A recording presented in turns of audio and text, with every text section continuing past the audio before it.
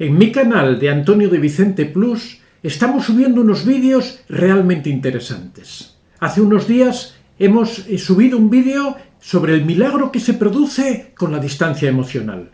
Es un mecanismo del que podemos hacer uso para conseguir mantenernos estables, mantenernos en armonía en situaciones de mucho estrés y de sufrimiento a nuestro alrededor. También ahora estoy preparando un interesantísimo vídeo de curiosidades de la psicología y como ejemplo de una de esas cosas realmente sorprendentes voy a hablar sobre un medicamento que se creó hace unos años para la depresión y que producía un efecto absolutamente inesperado. Producía unos orgasmos incontrolados en las mujeres. De esta y de otras muchas curiosidades vamos a hablar en este vídeo. Por ello os recomiendo que paséis por mi otro canal, que lo visitéis y si os gusta, el único favor que os pido es que os suscribáis. Aquí abajo, en la descripción del vídeo y también en el primer comentario, dejo el enlace directo hacia mi segundo canal para si quieres conocerlo, si quieres verlo, puedas acceder directamente. Muchas gracias a todos y ya os dejo que disfrutéis de este vídeo que hemos subido hoy. El narcisismo es una conducta alterada o trastorno manifestada a nivel individual o grupal. Sí, aunque te sorprenda, también existe un tipo de narcisismo que se aplica a grupos de personas de diferentes naturalezas y es lo que en psicología social se denomina como narcisismo colectivo. Este adjetivo narcisista, que proviene del personaje mitológico Narciso, hace referencia al hombre que se precia de hermoso, que está enamorado de sí mismo y que cuida demasiado su compostura. En el mito se precisa que Narciso es un joven de singular belleza que despierta pasiones en mortales y en dioses, las cuales no son correspondidas ante la incapacidad del muchacho para reconocer al otro y amarlo. Al ver su propio rostro reflejado en el agua, Narciso queda embelesado y enamorado y no puede parar de contemplarse. El joven deja entonces de atender sus propias necesidades básicas y, absorto en su imagen, termina convirtiéndose en una flor hermosa y maloliente, el narciso. La verdad es que es muy discutible que este mito explique mínimamente el trastorno al que se refiere, pero es lo que nos ha dejado la historia de la psicología y no vamos a entrar aquí en más disquisiciones. El narcisismo se asocia con una imagen grandiosa, inflada de uno mismo. Las personas narcisistas piensan que tienen mejor aspecto, que son más inteligentes y más importantes que todos los demás. Por ello creen que merecen un trato especial. El narcisismo es un trastorno de la personalidad que puede derivar en daño y sufrimiento para las personas que rodean o conviven con el narcisista. Este trastorno afecta a entre el 1 y el 3% de la población, siendo más comunes en hombres, aunque con el cambio de roles que se está produciendo, estas diferencias tienden a desaparecer. Los rasgos asociados con este trastorno se corresponden con una visión grandiosa de uno mismo, problemas de empatía, sentimientos de autosuficiencia y necesidad de admiración y atención permanentes. Estos rasgos toman el control de la persona causándole diversos problemas. Si bien las causas del narcisismo son diversas, parte de ellas son sociales. El narcisismo suele ser mayor en las culturas que valoran más la individualidad y la autopromoción. Pero de lo que trata este artículo es de que este narcisismo también es aplicable a los grupos. Para descubrir cómo sucede esto, tenemos que pensar en el amor, una forma muy especial del amor, el amor de un grupo hacia sí mismo. Pero ¿cómo es posible que un grupo de personas comparta un trastorno? ¿Qué pasa cuando el narcisismo deja de ser algo individual, vinculado a un solo sujeto, y comienza a ser algo colectivo? Normalmente la gente pertenece a varios grupos: nacionalidad, sexo, religión, afición a un club de fútbol. La pertenencia a estos grupos supone un grado de implicación que puede ser mayor o menor.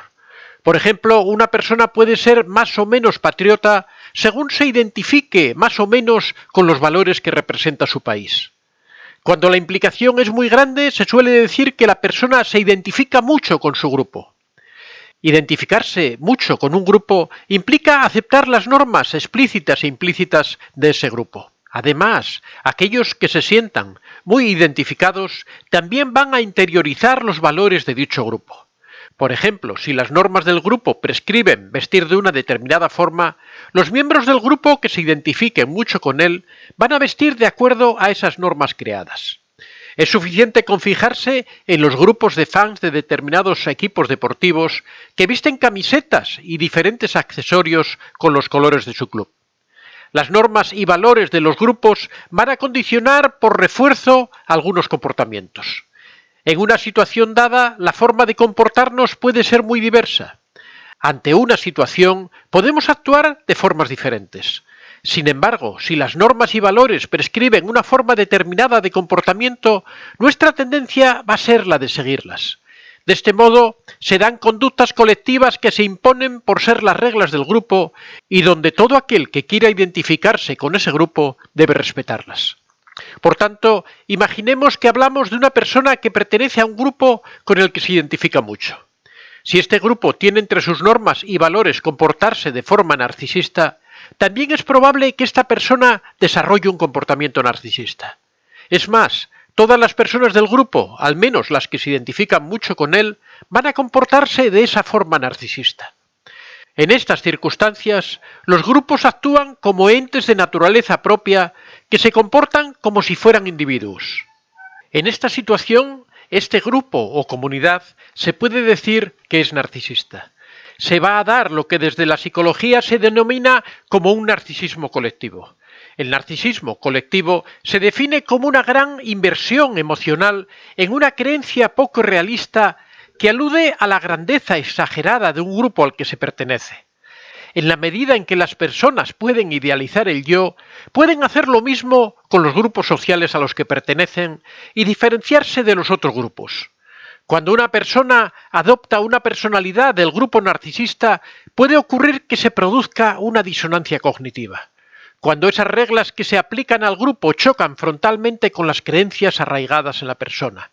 Normalmente el individuo que se ve en esta tesitura tiende a encontrar una explicación más o menos lógica que justifique esa incongruencia.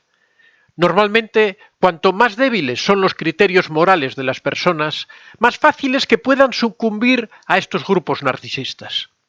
Una de las características del narcisismo es la de tener creencias infladas de superioridad que necesitan de la continua validación externa.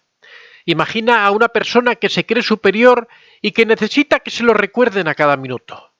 Cuando esto no sucede, cuando estas personas le critican o ponen en duda su superioridad, un resultado probable va a ser la ira, lo cual puede ir acompañado de agresividad y de violencia. En el narcisismo colectivo, los miembros del grupo pensarían que su grupo es mucho mejor que los demás, que está dotado de unos valores superiores y que los otros grupos o individuos le deben pleitesía. En el caso de que otras personas u otros grupos no lo reconocieran o lo cuestionaran, el resultado sería la confrontación. El grupo se sentiría amenazado y sus miembros reaccionarían con una ira que podría llevarles a usar la violencia contra aquellos que no reconocen su superioridad. Además, los grupos narcisistas pueden ser muy sensibles y percibir o imaginar amenazas a cada paso. El narcisismo colectivo está relacionado con el ataque a otros grupos cuando se percibe que estos otros grupos amenazan la imagen de nuestro grupo o atentan contra nuestros valores. Al mismo tiempo, el narcisismo colectivo incrementa la probabilidad de que una situación entre grupos, ya sea por desacuerdo, enfrentamiento, debate, etc., sea interpretada como amenazante. Otra de las actitudes típicas de los grupos narcisistas es la de crear amigos artificiales y que ya lo serán para siempre. Así, algunos grupos de supporter o de barras bravas de algunos clubes de fútbol de una ciudad suelen ser enemigos totalmente de los grupos o barras bravas de otras ciudades en concreto. Todos conocemos a grupos con características históricamente narcisistas. Y también todos sabemos las consecuencias que pueden tener los delirios de grandeza de un grupo con mucho poder. Por ejemplo, no hace falta retroceder demasiado en el tiempo para imaginarnos las fechorías de los seguidores de Hitler en la Alemania nazi. Estos grupos nazis se sentían superiores a todos los demás, crearon una serie de factores que según ellos los diferenciaban del resto, como el origen o la raza, y trataron de crear un grupo de enemigos al que acusaban de todos los males de la época, que fueron los judíos. En este caso, el problema es que se pasó del narcisismo a la locura colectiva, y el experimento acabó con la vida de 6 millones de judíos y de 60 millones de muertos por la Segunda Guerra Mundial. La solución para este narcisismo colectivo es complicada, ya que los resortes variables de cambio que funcionan en un grupo pueden ser mucho más sensibles que los que funcionan con las personas, pudiendo tener un error en este sentido de consecuencias fatales. El apego, la empatía, estar cerca de las personas y hacer que comprendan que nadie es superior siempre son salidas que bien aplicadas generan resultados positivos. La educación en valores firmes a lo largo de la vida de las personas también es muy importante, aunque no debemos olvidar el valor de las instituciones, tales como la justicia o la política, que correctamente entendidas pueden hacer mucho para evitar esta lacra del narcisismo colectivo. Soy Antonio de Vicente. Si te ha gustado este vídeo, puedes dar a like y si aún no estás suscrito, puedes hacerlo en la parte inferior. Si deseas hacer algún comentario o sugerir algún tema, puedes hacerlo en la casilla de los comentarios. Recuerda que este es un espacio abierto y que siempre son muy bien recibidos todas las experiencias que hayas tenido y todas las opiniones que tengas al respecto. Estaría encantado de que las compartieras con nosotros. Muchas gracias a todos y que seáis realmente muy felices.